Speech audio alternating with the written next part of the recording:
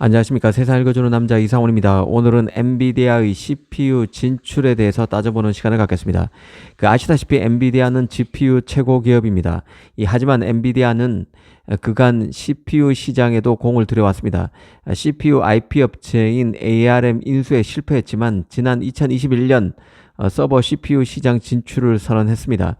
프로세서 기술 트렌드가 CPU와 GPU의 강점을 흡수해야 경쟁력을 갖출 수 있는 방향으로 변모하면서 엔비디아도 프로세서의 하이브리드화를 깨왔었는데요. 그래서 발표했던 게 엔비디아의 첫 서버용 CPU인 그레이스 CPU입니다. TSMC 5나노 노드의 변형 노드로 사실상 4나노 노드로 불러도 무리가 없는 M4 공정으로 만든 칩입니다. 이 엔비디아의 그레이스 CPU는 데이터 센터를 위해서 설계된 최초의 CPU 전용 ARM 기반 칩으로 하나의 마더보드에 총 144개의 코어로 제공됩니다.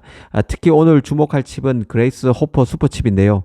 이 그레이스 호퍼 슈퍼칩의 특징은 엔비디아의 호퍼 GPU와 그레이스 CPU를 같은 보드에 결합하는 형태로 출시된다는 점입니다.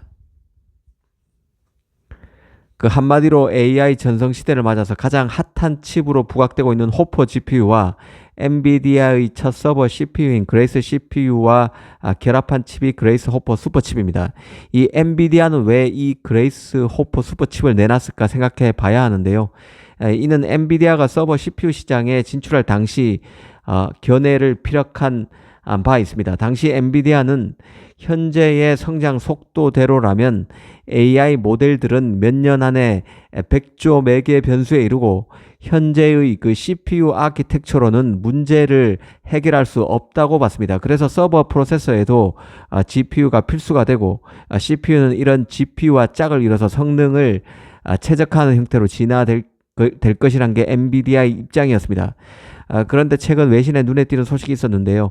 엔비디아가 그레이스 CPU와 호퍼 200 GPU를 결합한 그레이스 호퍼 200 칩을 내놨다는 것입니다. 이 엔비디아는 이 그레이스 호퍼 200 칩을 AI 워크스테이션의 일부로 판매하고 있습니다. 사양도 공개됐는데요. 요즘 가장 핫한 호퍼 200, H200 같은 경우는 814제곱밀리미터 크기에 16,900개의 쿠다 코어가 있습니다. 그리고 그레이스 CPU는 144개의 코어와 480GB의 LPDDR5X 메모리로 구성되어 있습니다. 특히 눈에 띄는 게 가격인데요. 그레이스 호퍼 칩의 가격이 41,500달러부터 시작한다는 점에 있습니다. 최대 5만 달러 수준인데요.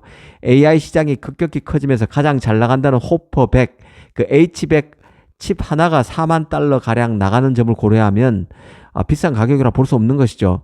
이 정도 가격이면 그레이스 호퍼 슈퍼칩 가격은 구매자 입장에서 매우 괜찮은 딜로 볼 수도 있을 것입니다. 이 엔비디아는 일전에 서버용 CPU 진출이 인텔의 제온 CPU와 AMD의 에픽 CPU를 대체하는 것을 목표로 하지 않는다고 밝힌 바 있습니다. 이보다는 대규모 AI 워크로드 성능을 가로막는 메모리 병목을 제거하는 게 자신이 만든 서버 CPU의 주된 목표라고 강조하기도 했었습니다.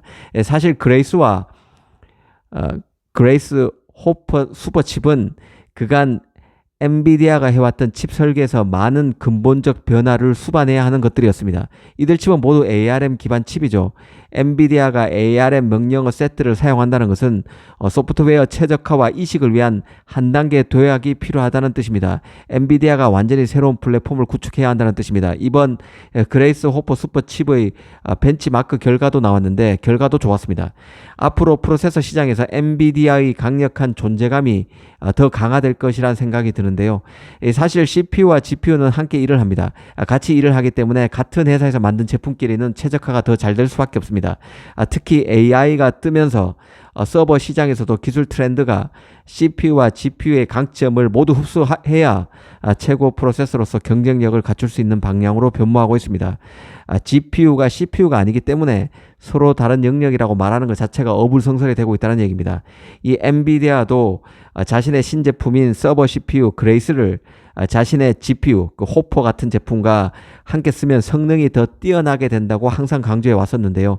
인텔이 만든 서버 CPU인 제온 대신에 자신이 만든 서버 CPU 그레이스와 엔비디아 GPU를 함께 쓰면 데이터 처리 속도가 10배나 빨라진다고 얘기하기도 했습니다. 이미 엔비디아의 GPU 호퍼 100, 암페어 100 같은 제품은 최고의 GPU로 공인받고 있습니다. 이제 이 GPU를 바탕으로 그레이스 CPU도 CPU 시장에서 점점 더 존재감을 강하게 될 것으로 보입니다. 엔비디아 위상이 GPU 최고 기업에서 이 GPU 최고 기업이라는 것을 지렛대로 CPU 시장에서도 점점 커지게 될 것을 의미하는 것이죠. 이런 게 하나하나 현실이 돼 가고 있는 게 아닌가 싶습니다.